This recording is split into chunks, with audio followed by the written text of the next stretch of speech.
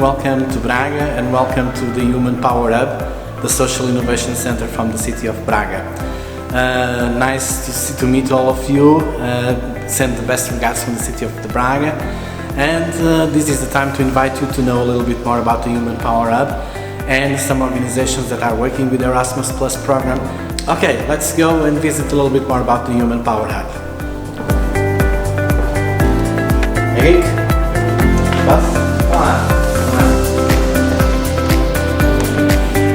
So let me introduce you to Eric.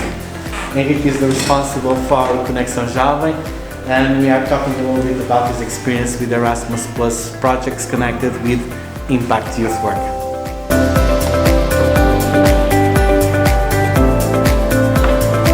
The idea of this study visit of Inclusion Goes Europe was also to know a little bit about the Human Power Hub and the Social Innovation Center of Braga, but the most important idea is to get in touch with initiatives from youth organizations and from young people from Braga, connecting the thematic of inclusion and the Erasmus Plus program and also the European Solidarity Corps. So can you tell us a little bit about your path with the Erasmus Plus experience? How did you start with Erasmus Plus? Why do you like to work with Erasmus Plus? My path with Erasmus Plus started back in 2012, where I was a volunteer and coordinating activities and helping with the 2012 European Youth Capital. Back in the day I was president of another organization, and we were involved with some activities we were challenged to be part of. And since then I was intrigued and wanted to know more about the program. Eventually I tried to participate in more and more activities that I felt that were incapacitating myself, making me a more complete person. And in 2015, after the internship, I decided it was time to be more than just a participant and to be part of the program through a group of young people. Today we are much more than that, and we are in 2020, and we have made use of this program so much to create impact in our city, in the cities we've been to, in the cities of our partners, a lot of impact. What does it mean to go from a youth organization to start with the Impact Startup in Braga? At a very fast pace we managed to create and build up a structure. From an informal group we already started implementing projects, some of them quite big, and immediately we moved into a formal organization. From there we are also implementing projects, and we are now in this transition where the organization itself is moving into a startup or impact-oriented organization. This is something we have aimed for, and finally in Braga there is a structure that is supporting this happening. I know that many other organizations don't have this chance to move into this startup impact area, and this means a lot to us. This means that we are able to scale the impact we've been creating next to youngsters, now broaden up to all the society in general, and this is what we aim to do for the next couple of years. Can you tell us a little bit more about this Let Them Be Heard? Do you think that young people need to have a voice and to be listened? Yes, the name of the project itself goes towards that idea that youth in general needs a voice, society as well needs a voice. Here we were focusing on youth and how youth is tackling these issues. We tried to, through this project, to find a more artistic, a more cultural approach, and this project is basically working with Theatre of the Oppressed to tackle some of the most common issues in society. We involved a lot of youth workers in this project. It was a double activity project that was held here in Braga, and through there we have nearly 50 youth workers that left equipped with the proper guidance and in how to implement themselves these Theatre of the Oppressed methodology. And this was one of the most ambitious projects we had, a double activity project, and curiously enough, even though it was implemented later on, it was still approved as an informal group.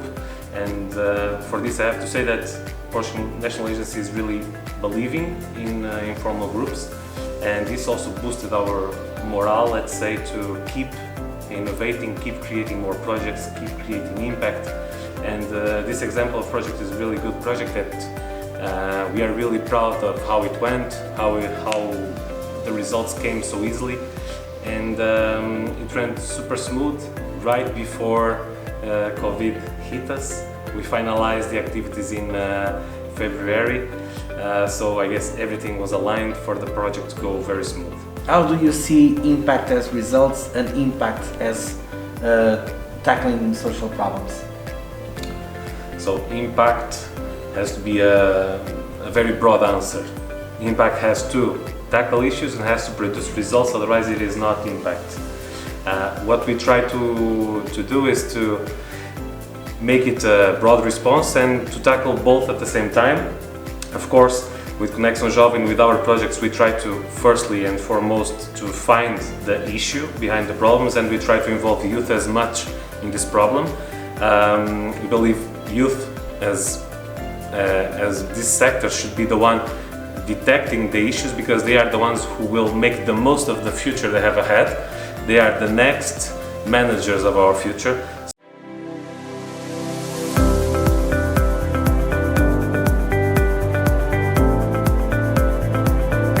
We are in Synergia, in the CADI space, is the Center for Inclusive and Sports Arts, and we are visiting this Synergia. It's an organization that have a long story of Erasmus Plus projects, and we are going to visit Ricardo and Rui.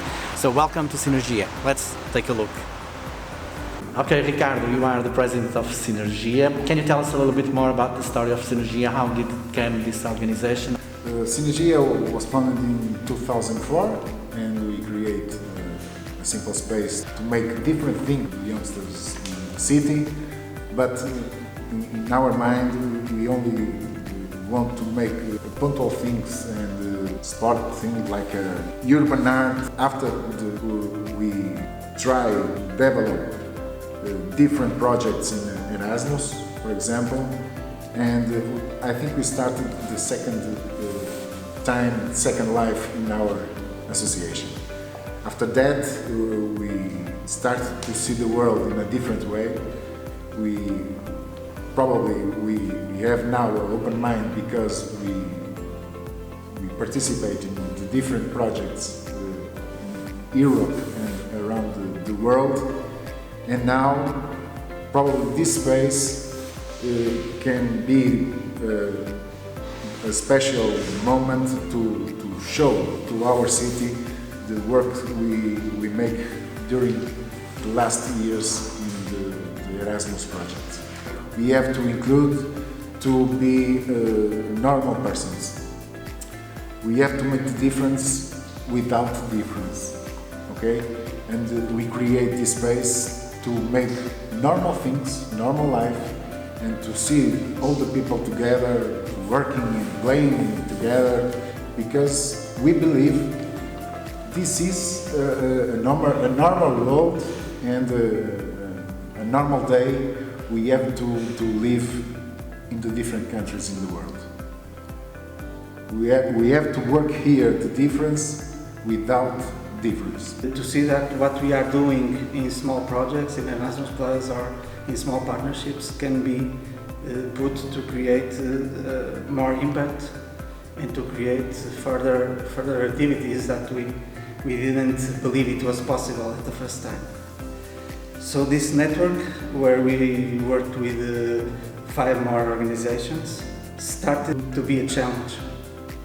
And the challenge where we can replicate the different things we do every day. As CADI, where we are, we saw that this experience could be replicated in different countries, create youth academies where we can reach more and more youngsters and include them in the process of believing in themselves, developing their skills, and put their ideas to be a reality. So this is a way that we can reach youngsters that are lost or are away of their future, and with different strategies, with creativity, with their own difficulties, create a future for them.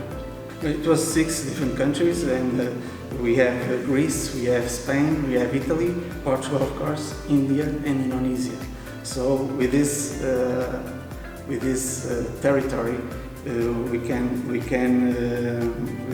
reached several results, and we believe that we made an impact directly in these youngsters. But we wanted more, so we wanted that this project also capacitated the organizations to replicate their own ideas and to share their own ideas and create this academy, the future for youth and the youth for future.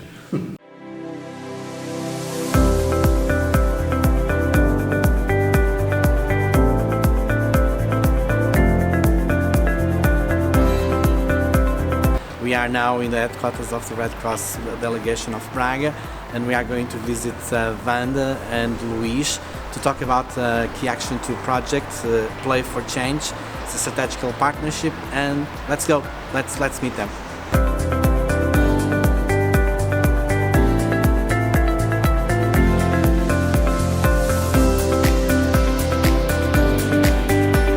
We stand for promoting human dignity and promote also different dimensions which include equal opportunities, the access for young people. For us as Youth Red Cross, of course, we focus on youth. So the idea is to connect the values of the organization with the values of the Erasmus Plus, and it allows for young people to be able to have access to equal opportunities, which sometimes it doesn't happen in our daily life because we are from a specific place, we have lower opportunities, and these kinds of projects allow young people to have access to trainings, to intercultural aspects, to be able to connect with others that in other ways they wouldn't have that opportunity. So it's a perfect match between the values of the Erasmus Plus and the values of the organization to promote social inclusion, to promote the access, the development of young people as citizens, as humans, and that's why it's so important for us. We have the most traditional ways of doing social inclusion work, and we also do it with projects that we have. But bringing the opportunities of Erasmus Plus, you can get out of the box and be able to provide young people with different methodologies, non-formal education methodologies, other strategies that you can provide them if they participate in Erasmus Plus projects. We've also had experiences. We have a social inclusion project, Geração Tecla, and if we can say it provides a social inclusion in a more traditional way that we know it, but we also have the opportunity to involve young people of the project in Erasmus Plus experiences, to participate in trainings, and in case it was a youth exchange. And it provides the connection with innovative tools and ways of working, and young people cooperating with each other, and they being part of the creative process of a youth exchange, for example. They're an active part. And I think that's the way we connect the traditional way of doing social inclusion with the innovative methods that the Erasmus Plus projects bring to the table. From what I could tell at that time, we were looking for tools or means to work effectively with the vulnerable young people, especially young people that were at the time in detention centers. And we felt this need to work with them, with this particular target group, with an effective tool, something that was engaging and interesting enough that could allow us to achieve our goals and objectives, which are mainly social inclusion.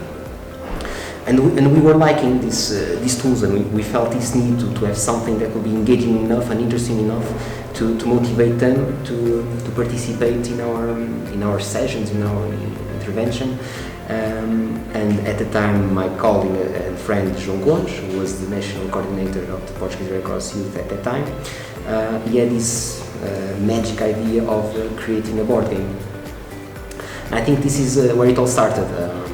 He was fascinated with creating a board game that could have a pedagogical objective and a social inclusion promoter role.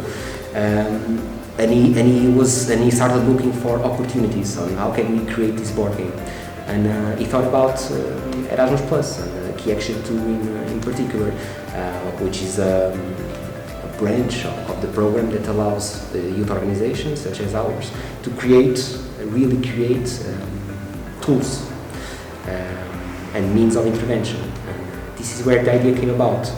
It was innovative at the time, I think, picking a board game and use it for inclusion purposes. And we were very happy with the results. The board game, the conception of the board game was mainly came about in a training, a residential training with Joe Cleese, and then the project was about producing materials, implementing it with a pilot test, doing a pre and post test result, and the results were brilliant. We were very happy, and we continued with implementing this board game, whose title is Europelic. Well, sustainability and scaling was a priority right in the beginning of Play for Change.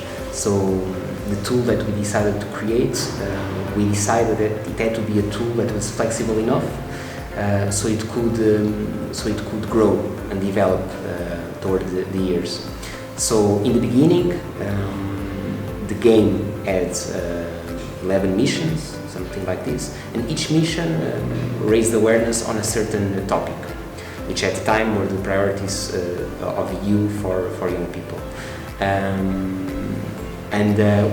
As the years came along, we decided to create new missions, so we could keep the tool relevant.